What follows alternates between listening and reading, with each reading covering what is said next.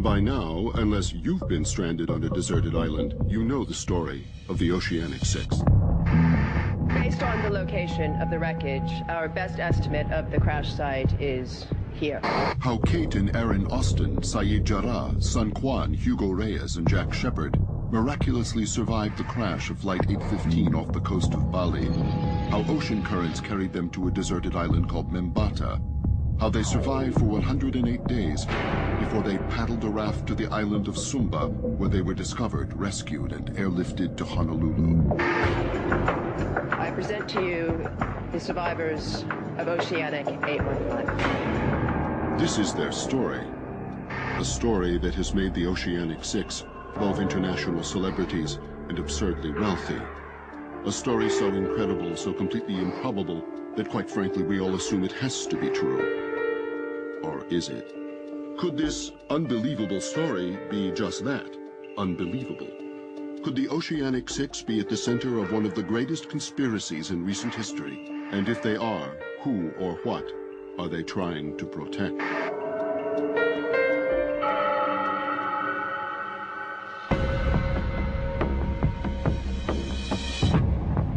Let's start by looking at their official story.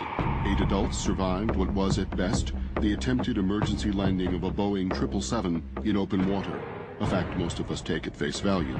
But in December 2002, Global Economy magazine reported that in the entire history of aviation, the number of wide-bodied jets that have made successful landings on water is 0. Bill Walduck is a professor of safety science at Embry-Riddle Aeronautical University and the world's leading authority on aircraft crashes. Typically, if you have a high angle impact, usually from some form of loss of control of the airplane, for whatever reason, the water itself becomes incompressible. It's as solid as concrete if you hit it at the right angle at the right velocities. So what it's going to tend to do is shatter the structure in the airplane. So literally, you may have thousands and millions of pieces. The only comparable water landing in recent history is that of Valet Air Flight 101, which crashed in the Atlantic while attempting to land at Keflavik International Airport. The force was so great on impact that more than 2 million pieces of debris were salvaged from the wreckage site. All but one of the bodies were so disfigured that they had to be identified through dental records, fingerprints, and DNA. Airplanes that have wing-mounted engines, like the 767-777, the engine pods themselves actually hang down below the lower part of the fuselage. As the pods dig in, you pitch into a deep ocean swell, it's going to shatter the fuselage. Well, this is a good example of an airplane that might be traveling 100 to 120 miles an hour, impacting the ground and fragmenting. If you hit the water at a high angle, this would be the sort of effect it should have on the airplane. Now look at these images, broadcast to the world as the wreckage of Oceanic Flight 815, found at the bottom of the Sunda Trench by the Christiane 1, approximately 2 months after the crash. As reported, the wreckage appears to be nearly intact. We've got an intact tail. You've got a major fracture just forward of the horizontal stabilizer, yet the rest of the fuselage is laying right in front of the tail. That would be unlikely as well. Don't see too much impact damage at all on the front end. In addition, the debris in these images looks to have settled in a relatively contained geographic area. In stark contrast, debris and body parts from Flight 101 were collected from an area of well over 60 square miles. You go through a few miles worth of depth, you should have a scatter pattern that might be 100 miles across. There's no way you'd see the parts of the airplane this close to each other for over 4 miles down. If I were to come upon these by myself, it looks like either a junkyard or a staged set.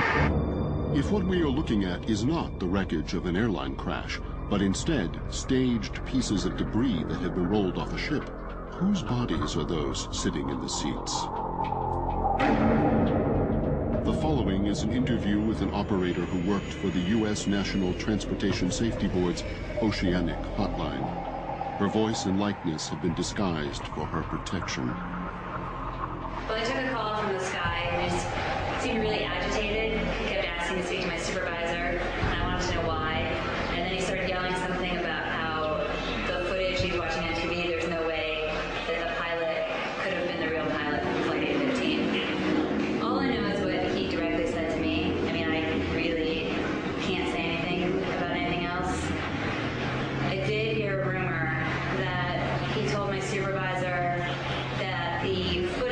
watching, the pilot wasn't wearing a wedding ring, and the pilot that he knew always wore his wedding ring. So there's no way that the body could have been the pilot's. Typically at that type of depth, the temperature, it's like being in a refrigerator. It's going to tend to slow the decomposition processes way down. But the biggest threat usually in terms of changing the body is the sea life. It's amazing even at those types of depths how much life there is down there. And those are going to be the ones that are going to begin to change the body, typically from feeding behaviors. It doesn't look typical of a body that would have been sitting at that depth for that period of time.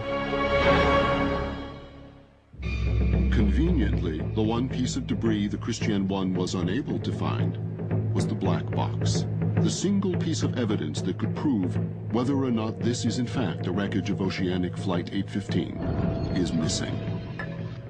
Normally, in most Boeing airplanes, they're located back in the tail of the airplane, just behind the aft pressure bulkhead. Typically, if we can find the tail of the airplane, then the boxes should be still attached to their mounts. It's a relatively easy process, even with an ROV, to go in and open the hatch, the access hatch, and unmount them and bring them back to the surface. But let's assume for a moment that these images were not staged, that this is where Flight 815 crashed. The most obvious question then becomes, why was Flight 815 so off course? How did it end up over 1,000 miles in the opposite direction of its route to Los Angeles? The answer may lie at the bottom of the Sunda Trench. With a maximum depth of 4.8 miles, the Sunda Trench is one of the most inaccessible places on Earth. Far beyond the reach of any salvage attempt, Flight 815 could not have crashed in a worse place for investigators, which, not so coincidentally, makes it the perfect place for it to have crashed if your intent was to conceal the truth. A second possible explanation for the inexplicable location of the wreck relates to the geography of the land above the Sunda Trench. According to a 2002 survey by the National Institute of Aeronautics and Space, Indonesia is comprised of 18,306 islands. The Indonesian government estimates that over 6,000 of these islands are uninhabited, undiscovered, and unnamed. If you were going to have 6 survivors disappear for 108 days, what better place on Earth could you find? A place that makes the verification of the Oceanic 6's whereabouts physically impossible. But let's imagine for a moment that Oceanic 815 did crash in the Indian Ocean as reported here. How did the Oceanic 6 end up here, in this area, northeast of the crash site? According to the official story, they were carried by ocean currents. We have vessel instruments that are actually current meters, and we also can derive measurements of the surface currents from satellite-based measurements. In that region, I had a set of moorings out.